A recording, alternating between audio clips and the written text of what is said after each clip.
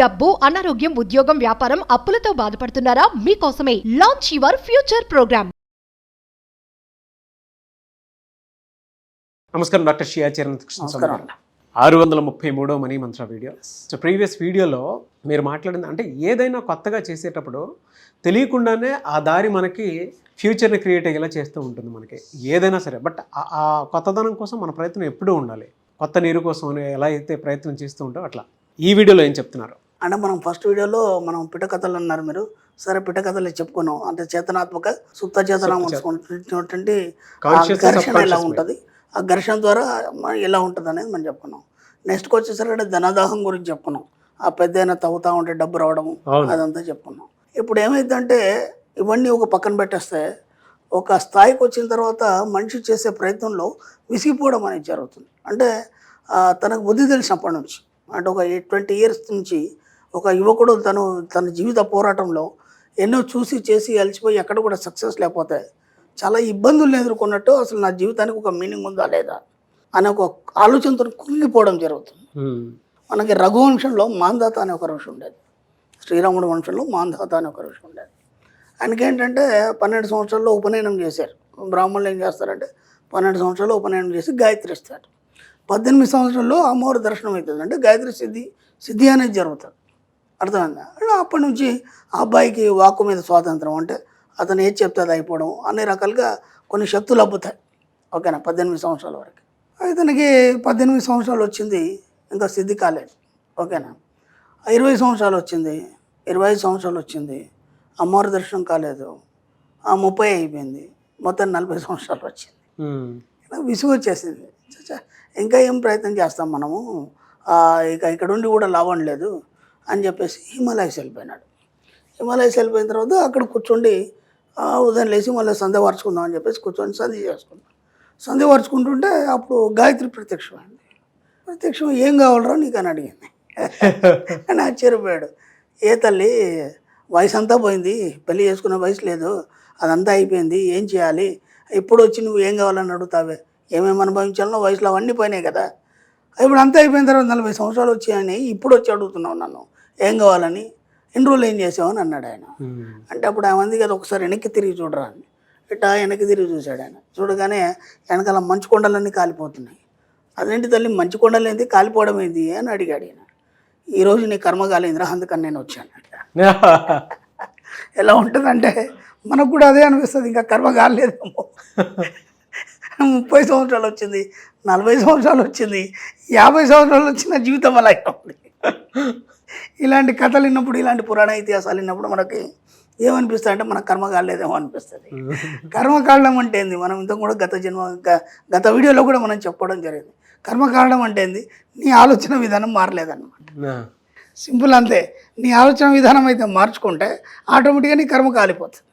కర్మలన్నీ ఎక్కడ ఉంటాయి, మీ భూమధ్యంలో ఉంటాయని చెప్తారు. అంటే తెలిసిన వాళ్ళు, లేకపోతే పెద్దవాళ్ళు, యోగులు, ఋషులు, లేకపోతే మన ఇతిహాసాలు, పురాణాలు ఏం చెప్తారు, కర్మలన్నీ ఎక్కడ ఉంటాయి, ఈ భూమధ్యంలో ఉంటాయని చెప్తారు. భూమధ్యంలో ఉంటాయి కర్మలు ఉండవు, అక్కడ పైనల్ గ్లాండ్ ఉంటుంది. అక్కడ భూమధ్యంలో కనుబొమ్మలకు సూటిగా తలకి సెంటర్ భాగంలో మెదడు కింద చిన్న పళ్ళు గింజ అంతా మనకు పైనల్ గ్లాండ్ ఉంటుంది.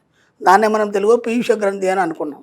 అదేం చేస్తుంది, నీ లైఫ్ని డిజైన్ చేస్తుంది. అది దాంట్లో ఏ ఆలోచనలు నింపితే ఆ విధంగా నీ జీవితాన్ని తయారు చేస్తుంది. గత జన్మలో నువ్వు ఏనాడు డబ్బు గురించి ఆలోచించలేదు, ఏనాడు ఉన్నతత్వం గురించి ఆలోచించలేదు, ఏనాడు కూడా జీవితాన్ని కొత్తగా చూడలేదు. కాబట్టి వాటి యొక్క భావాన్ని తీసుకొని ఈ జీవితం అంతా అలాగే ఉంది. కాబట్టి ఇప్పుడు నీ కర్మలు కాలాలంటే ఏం చేయాలి, నువ్వు ఇక్కడ నుంచి పాజిటివ్ ఆలోచించడం అనేది మొదలు పెట్టాలి. సింపుల్ అంతే. నీ కర్మలన్నీ కాలిపోయినట్టే. కర్మలు అంటూ ఇంకేం ఉండవు. అది దాని ముందు మైండ్లో వచ్చి అవన్నీ తీసేయండి. అర్థమైందా? మనకు అర్థం కావడానికి ఒక కథ రూపంలో మన వాళ్ళు చెప్తారు. కర్మలు అంటే ఏంది, గత జన్మలో నీ యొక్క ఆలోచనలు, భావాలు అవన్నీ కూడా నీ పైనల్ గ్లాండ్లో నిక్షిప్తమై ఉంటాయి. కాబట్టి ఆ ఆలోచనలు మార్చి నిరంతరం డబ్బు, సంపద లేదా ఉన్నతత్వం గురించి కానీ ఎప్పుడైతే ఆలోచిస్తావో ఆ విధంగానే మెల్లిగా నీ పైనల్ గ్లాండ్ నీ జీవితాన్ని తయారు చేసి నువ్వు ముందుకు పోవడం, దూసుకుపోవడం, అలాగే డబ్బు సంపత్తితో నిరంతరం తొలుతోగడం అనేది జరుగుతుంది.